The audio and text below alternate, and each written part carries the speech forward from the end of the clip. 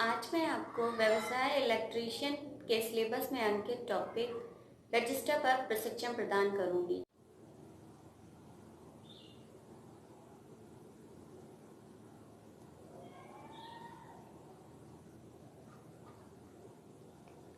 आज मैं आपको बताऊंगी कि प्रतिरोधक क्या होते हैं, प्रतिरोधक की इकाई तथा उसका चिन्ह कैसा होता है, कितने प्रकार के प्रतिरोधक होते हैं, प्रतिरोध के क्या नियम होते हैं, प्रतिरोधकों का संयोजन कैसा किया जाता है, प्रतिरोध मान का अंकन कैसा करते हैं और प्रतिरोध का उपयोग कहाँ पर करते हैं। रजिस्टर क्या होता है? किसी भी इलेक्ट्रिकल सर्किट में बहने वाली धारा के फ्लो को रोकता है। इसकी परिभाषा क्या होगी? प्रतिरोधक एक ऐसा विद्युत अवयव है जो विद्युत परिपथ में बहने वाली विद्युत धारा का अवरोध करता है, मतलब उसके फ्लो को रोकता है। एक इलेक्ट्रिकल पैसिव कंपोनेंट होता है। प्रतिरोधक के सिरों के बीच विभवांतर उसमें बहने वाली तात्कालिक धारा के समानुपाती होता है। मतलब किसी भी रेजिस्टर आर में यदि आई करंट फ्लो हो रही है और इसके दो टर्मिनल ए और बी के बीच जो विभवांतर है वो वी है, तो वोल्टेज वी प्रोपोर्शनल होगा विद्युत धारा आई के। ठीक है, अब चलते हैं नेक्स्ट स्लाइड पे। विद्युत प्रतिरोध। प्रतिरोधक क्या करता है? किसी भी सर्किट में बहने वाली धारा के मार्ग में अवरोध उत्पन्न करता है और इसी अवरोध को प्रतिरोध कहते हैं। तो किसी भी प्रतिरोधक के सिरों के बीच का विभवांतर तथा उसमें प्रवाहित होने वाली विद्युत धारा के अनुपात को ही विद्युत प्रतिरोध कहते हैं। ये सिंपल लैंग्वेज में हम कह सकते हैं क्या कि वोल्टेज V और धारा I, इन दोनों के रेशियो को ही हम रेजिस्टेंस प्रतिरोध कहते हैं। सिंबल देख लेते हैं कैसा होता है प्रतिरोध का। तो सिंबल ये देखिए आप, फिक्स रजिस्टर का सिंबल और वेरिएबल रजिस्टर, फिक्स रजिस्टर का सिंबल और वेरिएबल रजिस्टर का सिंबल। यूनिट क्या होती है? यूनिट होती है ओम, और एक ओम होता है वोल्ट प्रति एम्पियर। कैसे? R equal to V upon I, volt per ampere, current की यूनिट एम्पियर। तो एक ओम क्या हो जाएगा? Volt per ampere. रजिस्टर दो प्रकार के होते हैं, फिक्स रजिस्टर और वेरिएबल रजिस्टर। फिक्स रजिस्टर क्या होते हैं? फिक्स रजिस्टर वो रजिस्टर होते हैं जिनका रेजिस्टेंस नियत रहता है, मतलब फिक्स रहता है, वेरी नहीं करता है। जैसा कि चित्र में आपको दिखाई दे रहा है, इस तरह के जो भी रजिस्टर होंगे उनका मान हमेशा कांस्टेंट रहेगा। तो फिक्स्ड रजिस्टर एक बार हम फिक्स बना देते हैं, इसमें सिर्फ दो लीड होती हैं, इनके मान को आप दोबारा कभी भी चेंज नहीं कर सकते हैं। वेरिएबल रजिस्टर क्या होते हैं? वेरिएबल रजिस्टर वह होते हैं जिसका प्रतिरोध का मान को हम बदल सकते हैं। दो टर्मिनल और तीन टर्मिनल दोनों के रूप में इसका उपयोग कर सकते हैं। ज़्यादातर इसका उपयोग हम तीन टर्मिनल के तौर पर ही करते हैं, जैसा कि आपको चित्र में दिखाई दे रहा है। रियोस्टेट, और ये है रियोस्टेट, जिसमें एक टर्मिनल ये और एक ये फिक्स टर्मिनल होता है, और एक ये दो फिक्स टर्मिनल और एक ये वेरिएबल टर्मिनल। ये एक पोटेंशियोमीटर है जिसका ये वाला और ये टर्मिनल फिक्स होता है और बीच वाला जो टर्मिनल होता है वेरिएबल टर्मिनल होता है। तो करीब कुछ ऐसा होगा वेरिएबल रजिस्टर।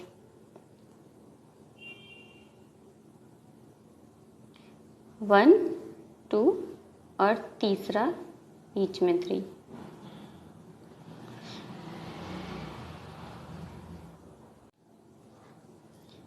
ऐसा होगा प्रतिरोधक, वेरिएबल प्रतिरोधक, जहाँ पर 1 और 2 पॉइंट के बीच का जो प्रतिरोध होगा वो फिक्स होगा, और जो तीसरी वाला जो पॉइंट है, इससे आप क्या कर सकते हैं, प्रतिरोध को वेरी कर सकते हैं। मान लेते हैं कि इस पूरे का प्रतिरोध है 100 ओम और हमें चाहिए 30 ओम।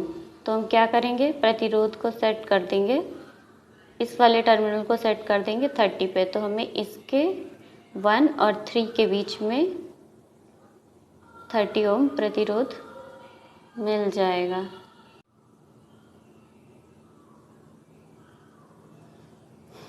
प्रतिरोध के नियम।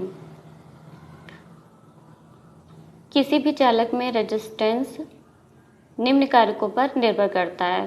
पहला, कंडक्टर की लेंथ पर, कंडक्टर के क्रॉस सेक्शनल एरिया पर और कंडक्टर के स्पेसिफिक रेजिस्टेंस पर। क्या है, length L, cross sectional area A और स्पेसिफिक रेजिस्टेंस रो। अगर आप इन तीनों में से किसी भी एक में परिवर्तन करेंगे तो फिर कंडक्टर का जो रेजिस्टेंस है वो चेंज हो जाएगा। लंबाई के कैसा है, अनुक्रमानुपाती है। मतलब क्या, अगर आप लंबाई बढ़ाएंगे तो प्रतिरोध का मान भी बढ़ जाएगा। क्रॉस सेक्शनल एरिया के व्युत्क्रमानुपाती है। मतलब यदि आप क्रॉस सेक्शनल एरिया को घटाएंगे तो प्रतिरोध घट जाएगा। मतलब अगर तार पतला होगा तो प्रतिरोध का मान कम होगा। और स्पेसिफिक रेजिस्टेंस किस पदार्थ से आप बना रहे हैं उस पदार्थ के वैल्यू पर निर्भर करता है। अब हम देखते हैं कि प्रतिरोधकों का संयोजन कैसे करते हैं। तो प्रतिरोधकों का कनेक्शन हम 3 प्रकार से कर सकते हैं। एक तो श्रेणी क्रम में, दूसरा समांतर क्रम में और तीसरा मिश्रित क्रम में। अब देखते हैं श्रेणी क्रम में संयोजन कैसे करते हैं। Series connection. सीरीज कनेक्शन जैसा कि चित्र में आपको दिखाई दे रहा है, यहाँ 3 रजिस्टर हैं, R1, R2 और R3। इन तीनों को हमने क्या किया है, एक दूसरे के साथ श्रेणी क्रम में जोड़ा हुआ है। श्रेणी क्रम में जोड़ने का मतलब क्या होता है कि सभी रजिस्टर में जो धारा प्रवाहित होगी उस धारा का मान एक ही होगा और प्रतिरोधकों के बीच जो विभवांतर होगा उन सभी प्रतिरोधकों के विभवांतर का योग टोटल विभवांतर V के बराबर होगा। मतलब क्या हुआ कि अगर ये सर्किट है, इसमें यहाँ मान लेते हैं R1 में I1 करंट, R2 में I2 करंट, इसको थोड़ा इधर कर देते हैं, और R3 में I3 करंट। तो क्या होगा, सर्किट में I1 बराबर होनी चाहिए I2 के और I2 बराबर होनी चाहिए I3 के, जो यहाँ पे लिखा हुआ है। और ये तीनों बराबर होना चाहिए कहाँ पर, जो बैटरी के सिरों से जो करंट निकल रही है I, उसके EB के बराबर होनी चाहिए। दूसरी बात क्या है, कुल विभवांतर बराबर होता है सभी प्रतिरोधकों के विभवांतर का योग। मतलब V1, R1 के अक्रॉस वोल्टेज V1 है, R2 के अक्रॉस V2 है और R3 के अक्रॉस V3 है। तो क्या होगा, और यहाँ टोटल जो वोल्टेज है बैटरी के अक्रॉस वो V है। तो टोटल वोल्टेज इक्वल होगा V1, V2, V3 और जितने भी रजिस्टर अपने सीरीज में जोड़े हुए हैं सभी के इक्वल होगा। अब देखते हैं परिणामी प्रतिरोध क्या होगा। तो यदि आप प्रतिरोधकों को श्रेणी क्रम में जोड़ते हैं तो उनका परिणामी प्रतिरोध सभी प्रतिरोधकों का योग होता है। मतलब जैसे कि इस सर्किट में देखिए 3 प्रतिरोध R1, R2, R3 को हमने श्रेणी क्रम में जोड़ा है। तो यहाँ पर अगर हम परिणामी प्रतिरोध निकालेंगे, मतलब इन तीनों का रिजल्टेंट की अगर बात करें, इसको इरेज कर देते हैं जरा फिर।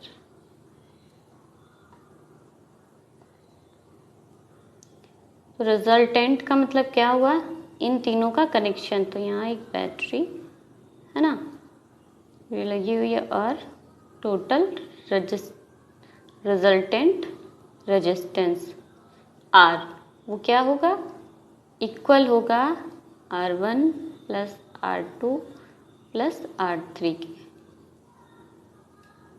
तो टोटल इक्विवेलेंट रजिस्टर इक्वल होगा सभी रेजिस्टेंस का सम, उसके इक्वल होगा।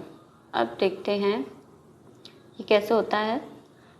देखिए जैसे ये दो रजिस्टर 6 ओम के दो रजिस्टर हमने श्रेणी क्रम में जोड़े हुए हैं। अगर इसका इक्विवेलेंट रजिस्टर निकालें, रेजिस्टेंस निकालें तो क्या निकलेगा, R1 प्लस R2, 6 प्लस 6 12 ओम। ठीक है, ऐसे ही अगर हमने 3 रेजिस्टेंस को श्रेणी क्रम में जोड़ा है तो 6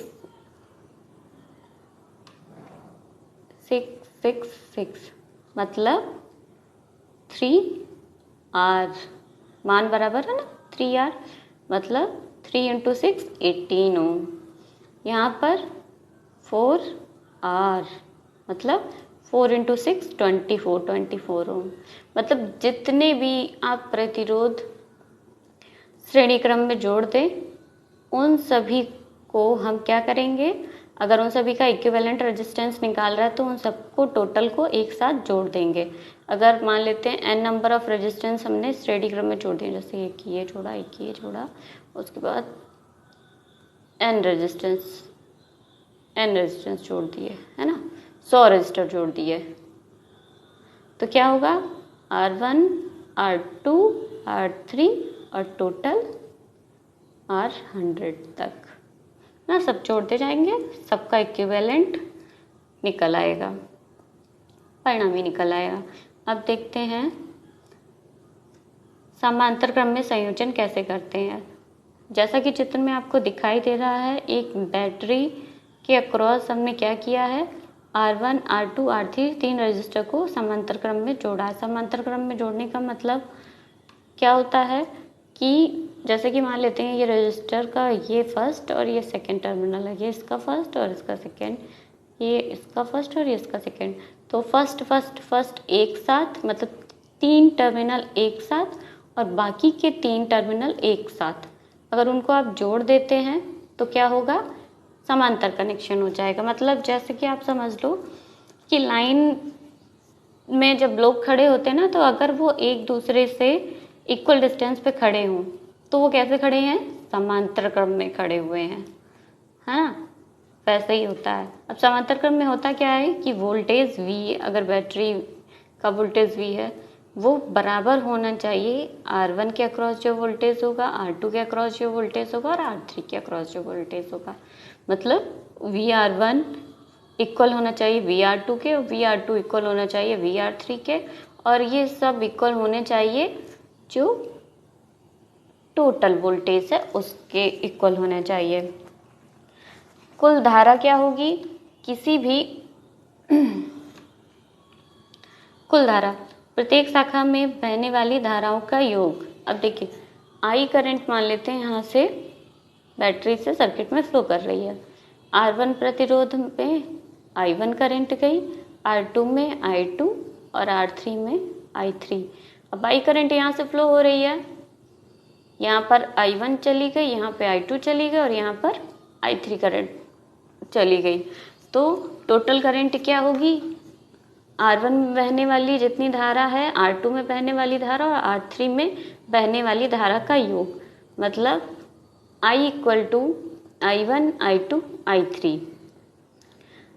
परिणामी प्रतिरोध क्या होगा, इन तीनों का अगर हम रिजल्टेंट निकालें, इक्विवेलेंट निकालें तो क्या निकलेगा, इक्विवेलेंट रेजिस्टेंस निकलेगा सभी प्रतिरोधकों का व्युत्क्रम, मतलब इन्वर्स का सम अगर हम कर देंगे तो हमें क्या मिल जाएगा, पैरेलल कनेक्शन का इक्विवेलेंट रेजिस्टेंस मिल जाएगा।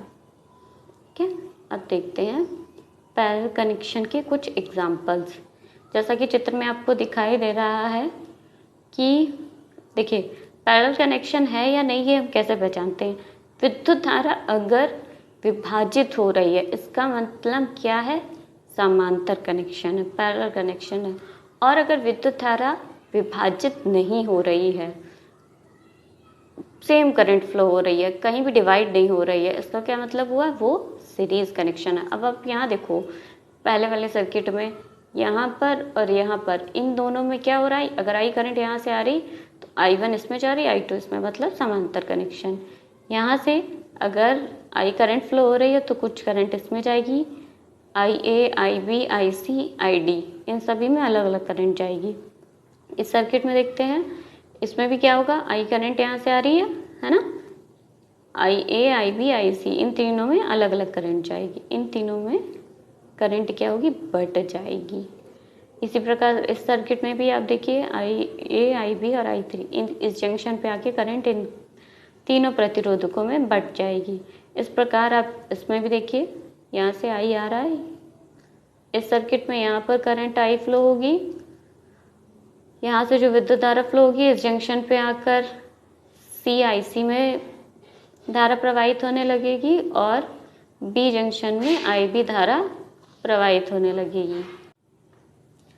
अब हम देखते हैं कि समांतर क्रम में किस प्रकार इक्विवेलेंट रेजिस्टेंस निकालते हैं।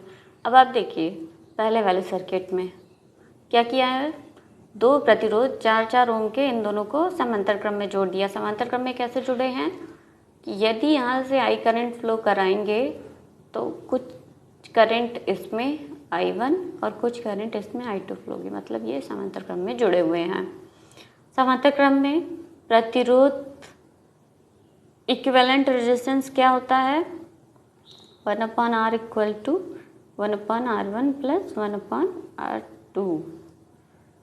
तो मतलब यहाँ पर क्या है, इक्वल रेजिस्टेंस है, तो मतलब 1/R प्लस 1/R 2/R हो गया, मतलब 1/R इक्वल्स टू 2/R। इसको R1 मान लेते हैं ना, R1। तो R क्या आएगा, R क्या आएगा, R1/2, ठीक है। अब R1/2, R1 देखिए क्या है, 4/2, 2 आ गया, ठीक है। अब यहाँ देखते हैं, 6 और 6 ओम के दो रेजिस्टर हमने समांतर क्रम में जोड़े हैं, मतलब 6 + 6/2। 2 से भाग देते नहीं हैं, 2 से भाग इस वजह से दे रहे हैं यहाँ पर क्योंकि हमने क्या किया है, सेम वैल्यू के दो रजिस्टर जोड़े हुए हैं। अगर ये अलग अलग वैल्यू के रजिस्टर होते तो हम इस प्रकार से कैलकुलेशन करते, यहाँ पर R1 की जगह 6 रखते और मान लेते हैं यहाँ 3 था तो R2 की जगह 3 रखते, फिर इसका परिणामी प्रतिरोध निकालते। तो अभी क्या आएगा, 6 और 6/2 मतलब 3 किलो ओम। और तीसरे में देखते हैं, 12 और 12 डिवाइडेड बाय 2 मतलब 6 ओम, क्या दिखाई दे रहा है, 6 ओम, ठीक है। अब देखते हैं मिश्रित क्रम। यदि परिपथ में प्रतिरोधकों को श्रेणी तथा समांतर क्रम में संयोजित किया जाए तो यह संयोजन मिश्रित क्रम कहलाएगा। जैसा कि चित्र में आपको दिखाई दे रहा है, R1 प्रतिरोध बैटरी के साथ श्रेणी क्रम में जुड़ा है और R2 और R3 प्रतिरोध एक दूसरे के साथ समांतर क्रम में जुड़े हैं। मतलब क्या, जो बैटरी से निकलने वाली करंट होगी वो करंट R1 में समान होगी। मान लेते हैं यदि बैटरी से आई करंट निकल रही है तो R1 में जो फ्लो होने वाली करंट वो भी आई ही होगी, और यहाँ पर इस पॉइंट पर आकर I2 और I3 हो जाएगी क्योंकि ये दोनों एक दूसरे के साथ समांतर क्रम में जुड़े हुए हैं। और जब यहाँ से वापस निकलेगी तो यहाँ से फिर आई करंट निकलेगी। मतलब श्रेणी तथा समांतर क्रम को अगर एक ही सर्किट में प्रयोग किया जाता है तो उस तरह के सर्किट को हम कहते हैं मिश्रित संयोजित सर्किट।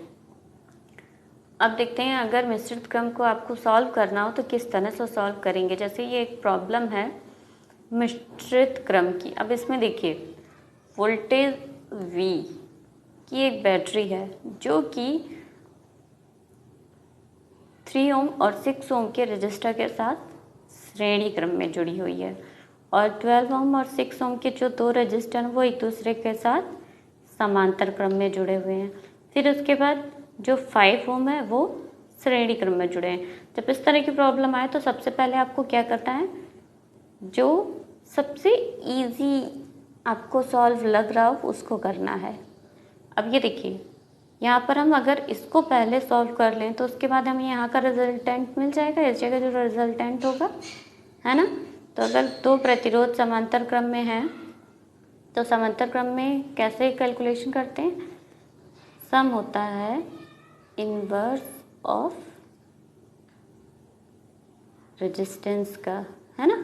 तो यहाँ पर 1/12 प्लस 1/12, देखो 1/12 प्लस 1/6, सिंपल कर लें इसे, यहाँ 2 से डिवाइड और 2 से मल्टीप्लाई, है ना। तो टोटल क्या आएगा, 1/12 प्लस 2/12, इसको हम 2/12 इसको हम जोड़ सकते हैं। इसको जोड़ने पे क्या आएगा, 3/12, और ये किसके बराबर है, 1/r के। अगर r को लिखना हो तो क्या लिखेंगे, 12/3, तो मतलब क्या आएगा, 4 आ जाएगा। सिंपल, मतलब टोटल जो रिजल्टेंट आएगा ना, इतना बहुत ही इसको रॉकेट साइंस की तरह बहुत ज़्यादा समझना नहीं है, एकदम सिंपल सा क्वेश्चन है, बहुत ही आसानी से सॉल्व हो जाता है। सिंपल छोटे छोटे सर्किट में बस आपको उसको कनेक्शन को देखना है, सॉल्व करना है ना। तो पहले हमने ये देख लिया, जब इन दोनों को हम सॉल्व कर लेंगे तो यहाँ पर सिर्फ एक प्रतिरोध बचेगा, जैसा कि यहाँ पे दिखाई दे रहा है, और वो क्या आया था, 12/3 4 ओम। तो ये 4 ओम का रेजिस्टेंस आ गया। अब आप देखिए, जो आई करंट इसमें यहाँ से फ्लो करेगी वो क्या, वो यहाँ पर यहाँ पर यहाँ पर यहाँ पर सब में सेम फ्लो करेगी।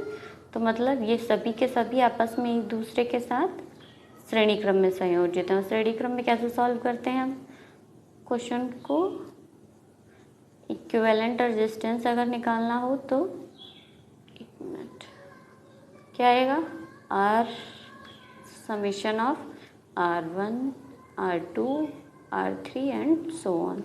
यहाँ पर कितने रजिस्टर हैं, 4, मतलब 3 + 6 + 4 + 5, टोटल क्या आ जाएगा,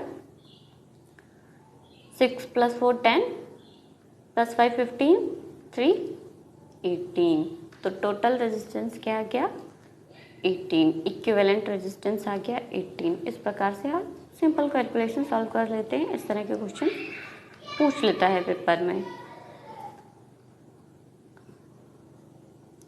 अब हम चलते हैं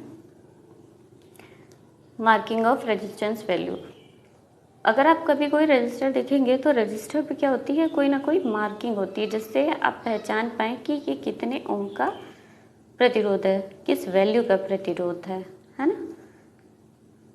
तो उसके लिए हम क्या करते हैं, 2 प्रकार से मार्किंग करते हैं, या तो कलर कोडिंग करते हैं और या फिर टाइपोग्राफिकल कोडिंग करते हैं। देखते हैं कलर कोडिंग क्या होती है।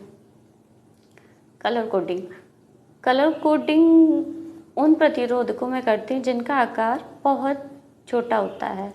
तो मेनली कलर कोडिंग हम करते हैं जो फिक्स वैल्यू कार्बन रजिस्टर होते हैं। अच्छा हाँ, एक बात हमेशा याद रखनी कि कलर कोड हमेशा फिक्स वैल्यू रजिस्टर पे होगा, कभी भी वेरिएबल रजिस्टर पर आपको कलर बैंड कोडिंग नहीं दिखाई देगी, क्योंकि हम इसमें क्या करते हैं, एक बार फिक्स रेजिस्टेंस का रजिस्टर बना देते हैं और उसी के अनुसार बैंड बना देते हैं।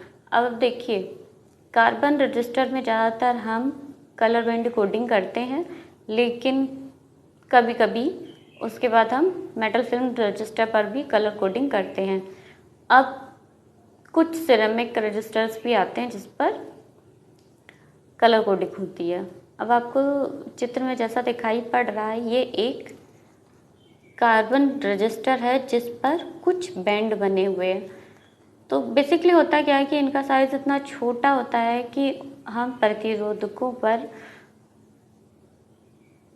कोई भी नंबर या फिर कोई भी लेटर ABCD कोई भी अल्फ़ाबेट नहीं लिख पाते हैं, तो हम क्या करते हैं उसकी जगह कम जगह में कुछ रंग बिरंगी पट्टियाँ बना देते हैं और उन पट्टियों के अकॉर्डिंग ही हम कैलकुलेशन करते हैं कि किस वैल्यू का ये प्रतिरोध है। अब देखते हैं कि इन पट्टियों का मतलब क्या होता है ना। जैसे हमने बैंड बनाए हैं ब्लैक कलर का, ग्रीन कलर का, जैसा कि देखिए चित्र में ब्राउन, ब्लैक, रेड, ब्राउन, मतलब क्या है इनका मतलब जानने के लिए आपको ये टेबल जानने की ज़रूरत है। अब ये टेबल जो आपको सामने दिखाई दे रही है इसमें देखिए ब्लैक कलर का मतलब 0 है ना, brown 1, red 2, orange 3, yellow 4, green 5, blue 6, violet 7, grey 8, white 9, gold, silver. ये कलर जो है वो डिजिट्स में नहीं आते हैं। डिजिट्स का मतलब पहले दूसरे तीसरा जो बैंड होता है उसमें नहीं आते हैं, ये सिर्फ टॉलरेंस के लिए आते हैं। टॉलरेंस का मतलब क्या होता है, जब हम मैन्युफैक्चरिंग कर रहे होते हैं रजिस्टर की तो क्या होता है कि एकदम फिक्स मान का रजिस्टर बनाना बहुत ही एक्सपेंसिव होता है ना। तो उसके लिए हम क्या करते हैं, एक मान ले लेते हैं कि यहाँ से यहाँ तक का अगर प्रतिरोध है तो चल जाएगा। मतलब अगर कोई भी कंपनी क्या कर रही है 10 ओम का प्रतिरोध बना रही है तो वो वहाँ पे क्या करेगी कि अगर ये प्रतिरोध बनने में कभी 9 ओम हो गया या फिर कभी 11 ओम हो गया तो उसके जो टोटल आउटपुट है उस पर कोई इफ़ेक्ट नहीं पड़ेगा। उसको कहते हैं टॉलरेंस। मतलब क्या, जैसे कि आप खाना खाते हैं तो खाना खाने के बाद कोई अगर एक रोटी कम मिलेगी तो पेट भरा होता है ना, एक रोटी कम मिलेगी तो उतना कुछ काम नहीं चलेगा। लेकिन अगर एक रोटी आपको ज़्यादा भी खिला दी जाए तो भी कोई इतना कुछ फ़र्क नहीं पड़ेगा, है ना।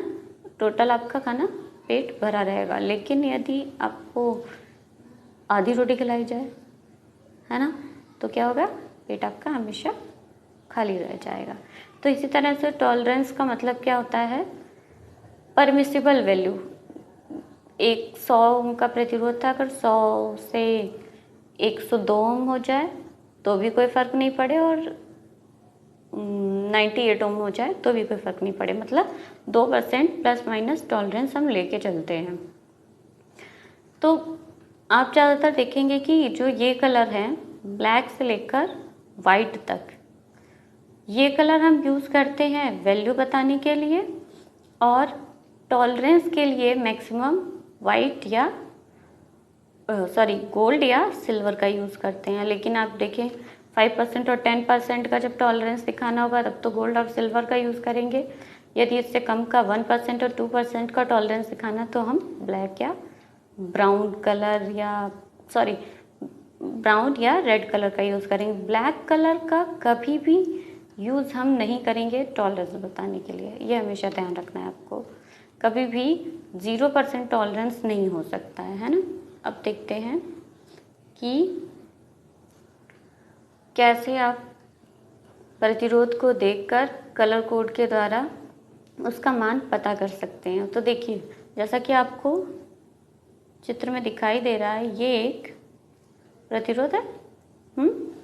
अब इसमें देखिए ये 4 बैंड एक प्रतिरोध है।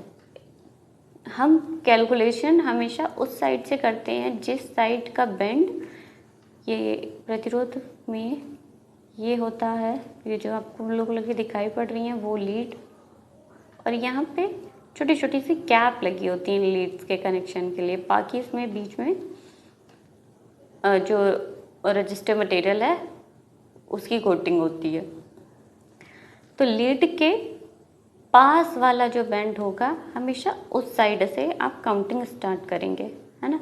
जो देखिए जो दूर वाला बैंड है वो टॉलरेंस के साइड का होगा तो उधर से काउंटिंग स्टार्ट नहीं करेंगे।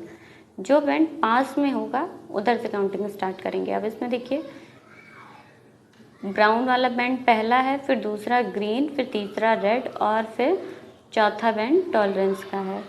4 बैंड रजिस्टर है ये। तो फर्स्ट डिजिट क्या होगी, ब्राउन की होगी। सेकेंड डिजिट क्या होगी, ग्रीन की होगी। थर्ड डिजिट क्या होगी, थर्ड डिजिट तो होती नहीं है, क्या होता है, मल्टीप्लायर होता है। मल्टीप्लायर मतलब गुणांक। तो जो रेड कलर की आपको पट्टी दिखाई दे रही है ये एक मल्टीप्लायर है। और चौथा जो है टॉलरेंस, जैसा कि आप टेबल में एक बार फिर से देखिए, ये डिजिट्स दी गई हैं, ये डिजिट्स दी गई हैं सारी की सारी। अगर 4 बैंड रजिस्टर है तो पहली और दूसरी डिजिट फर्स्ट और 2 डिजिट, वहाँ पर आपको ये 1 से 0 से 9 तक वाइट तक कोई एक बैंड दिखाई देगा। अगर तीसरे स्थान पर इनमें से कोई बैंड बना हुआ है तो वो मल्टीप्लायर के रूप में। अब देखिए ब्लैक का मान क्या होता है, 0। तो अगर 0 तीसरे स्थान पे बना होगा तो उसका मल्टीप्लायर क्या होगा, 10 टू द पावर 0। अगर ब्राउन है तो 10 टू द पावर 1। अगर रेड है तो 10 टू द पावर 2। अगर ऑरेंज तो 10 टू द पावर 3। मतलब जो मान होता है ना उसका ही पावर लिख देते हैं, है ना, और उतना ही फिर टॉलरेंस हो जाता है। देखिए जैसे देखिए इसमें ब्राउन का अगर किसी स्टार्टिंग के 2 बैंड पर होगा तो 1 वैल्यू होगा उसका। अगर तीसरी जगह होगा तो 10 की घात 1, है ना, मल्टीप्लाई करने के लिए होगा, गुणा करने के लिए होगा। और अगर टॉलरेंस में मतलब चौथा वाला बैंड अगर ये है तो ये ±1% टॉलरेंस होगा, ठीक है। अब देखिए पहली डिजिट को x मान लें, दूसरी को y, तीसरी को z। पहली और दूसरी डिजिट को xy, मल्टीप्लायर हमारा z और टॉलरेंस चौथा बैंड। तो रजिस्टर की वैल्यू अगर ज्ञात करनी होगी तो क्या होगा, xy into z plus minus tolerance, ठीक है। ऐसे इसका मान ज्ञात कर लेंगे। अब आगे देखते हैं कि किस प्रकार से आप वैल्यू निकालेंगे। ये देखिए ये आपको एक रेजिस्टेंस दिखाई दे रहा है जिसका पहला बैंड जो है वो ब्राउन कलर का, ब्राउन की वैल्यू क्या होती है, 1 होती है। दूसरा बैंड जो है वो ग्रीन कलर का है, ग्रीन की वैल्यू 5 होती है। और तीसरा जो मल्टीप्लायर वाला है बैंड वो किस कलर का है, रेड कलर की वैल्यू क्या होती है, 2 होती है। जैसे कि मैंने बताया था कि उसको हम क्या करते हैं, 10 टू दी पावर में लिख देते हैं। तो इसे 10 टू दी पावर 2 मतलब 100, है ना, 100 याद रखना, ये 0 नहीं है, अभी इसको 100 लिखते हैं यहाँ पे। और लास्ट में जो है वो सिल्वर कलर की पट्टी है, ये आपको सिल्वर लग ना रही हो लेकिन ये सिल्वर है, तो ये ±10%। अब देखिए मान कैसे निकालेंगे। क्या होता है, पहला बैंड 5 1, दूसरा 5, तीसरा क्या है, मल्टीप्लायर जो है 10 टू द पावर 2, चौथा क्या है, ±10%। मतलब 15 इंटू 100 ±10%, मतलब 15 इंटू 100 मतलब 1500 ±10%। 1500 ओम मतलब कभी भी 1000 से ज़्यादा होता है ना तो क्या करते हैं हम 1000 से भाग दे देते हैं। तो अभी क्या आएगा, देखिए 2 0 ये कट जाएंगे, क्या आएगा 15/10 मतलब 1.5, है ना, किलो, 1.5 किलो ओम का प्लस माइनस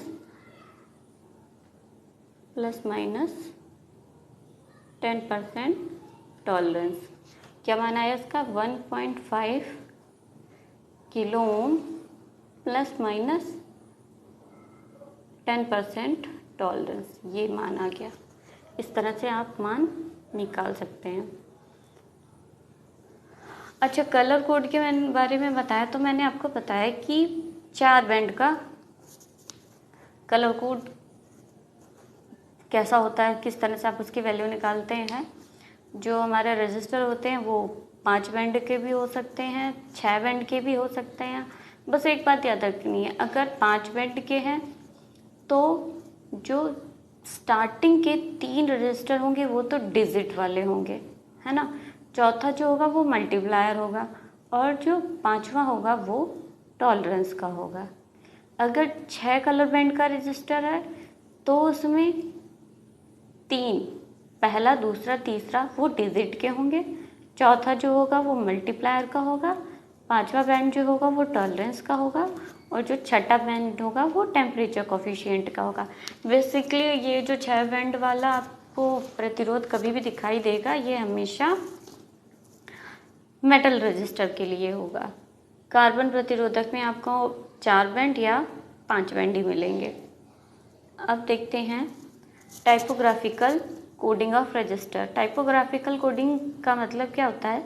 डायरेक्ट कोडिंग करना, मतलब जो मान है वो मान आप लिख देंगे, उसकी कोई कोडिंग नहीं है, या तो अल्फ़ाबेटिकल में या फिर नंबर्स में। जैसा कि आपको चित्र में, पहले वाले चित्र में देखिए, इस चित्र में दिखाई दे रहा है, यहाँ साफ साफ आपको दिखाई दे रहा है ना, 10 वॉट 25 ओम, फिर उसके बाद जे लिखा है। जे बेसिकली टॉलरेंस के लिए कोड लिखा है, वो अभी हम आगे उसके बारे में बात कर लेंगे। तो ये रजिस्टर जो है वो 10 वॉट 25 ओम का रजिस्टर है। दूसरा चित्र देखिए, यहाँ पे हमने नंबर कोडिंग की हुई है, तो ये 472, यहाँ पे जैसे हम कलर कोड में करते हैं ना, बिल्कुल वैसा ही है। अभी आगे समझाती हूँ उसके बारे में कैसा होता है। मतलब टाइपोग्राफिकल का मतलब क्या है?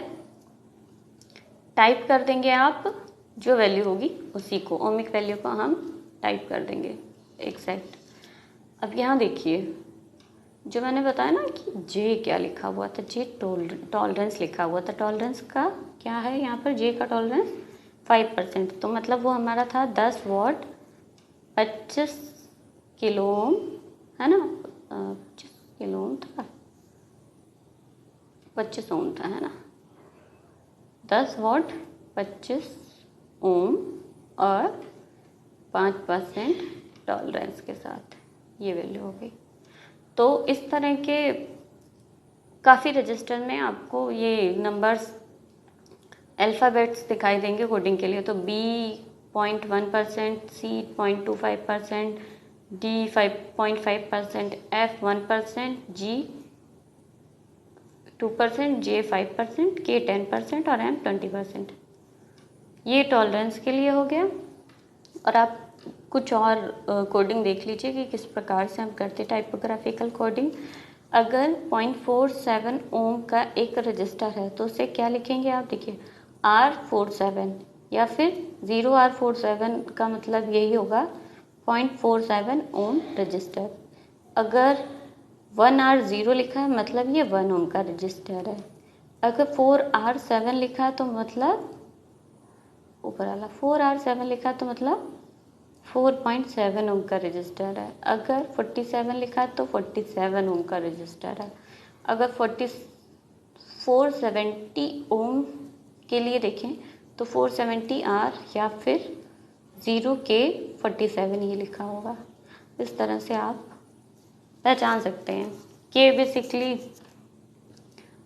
किलो ओम के लिए लिखा होता है और M मेगा ओम के लिए लिखा होता है, जैसे कि नीचे आपको दिखाई पड़ रहा है 1M0 लिखा होगा तो 1 मेगा ओम के बारे में हम बात कर रहे होंगे। कैसे याद करेंगे?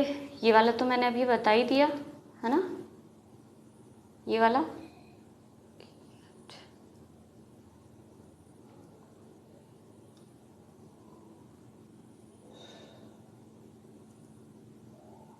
ये वाला मैंने बता दिया आपको। अब इसके बारे में देखते हैं क्या लिखा है यहाँ पर। 472 आखिरी डिजिट क्या है? 2, तो आखिरी डिजिट हमेशा मल्टीप्लायर की होगी। 47 × 10⁻², मतलब 4700, इसको डिवाइडेड बाय 1000, तो क्या हुआ? 4.7 किलो ओम का ये प्रतिरोध है। ये आपको थोड़ा अलग दिख रहा होगा, इसमें लीड नहीं निकली हुई है क्योंकि ये एक SMD रजिस्टर है, सरफेस माउंट डिवाइस रजिस्टर। आपको ये फ़ोन की PCB में या इन्वर्टर में छोटे छोटे रजिस्टर काले रंग के लगे हुए दिख जाएंगे, उसमें इस तरह की मार्किंग करते हैं हम। अब देखते हैं कहाँ पर हम रजिस्टर का उपयोग करते हैं। तो रजिस्टर का यूज़ तो सबसे पहले हम करंट लिमिटिंग के लिए करते हैं, क्योंकि ये क्या करता है, धारा के मान में बाधा उत्पन्न करता है। पावर सप्लाई सर्किट में हम रजिस्टर का प्रयोग करते हैं। वोल्टेज डिवाइडर के रूप में इसका प्रयोग करते हैं। जब सीरीज कनेक्शन आप करेंगे तो वोल्टेज डिवाइडर के रूप में करेंगे। रेडियो, टेलीविज़न, इन सभी जगहों पर करंट लिमिटिंग के लिए, वोल्टेज डिवाइडर के लिए इन्हीं दोनों मेन पर्पस से यूज़ करते हैं। वोल्टेज रेगुलेटर, आपके घरों का जो पंखा होता है ना, उसमें वोल्टेज को रेगुलेट करने के लिए, वो स्पीड कम ज़्यादा आप करते हैं ना, तो वो प्रतिरोध बढ़ाने या घटाने से होते हैं। तो इस प्रकार आप क्या करेंगे, हम बहुत सारी जगहों पर प्रतिरोध का यूज़ करते हैं।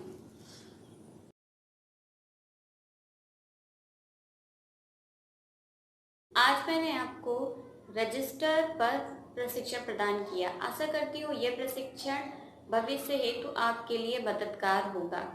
धन्यवाद।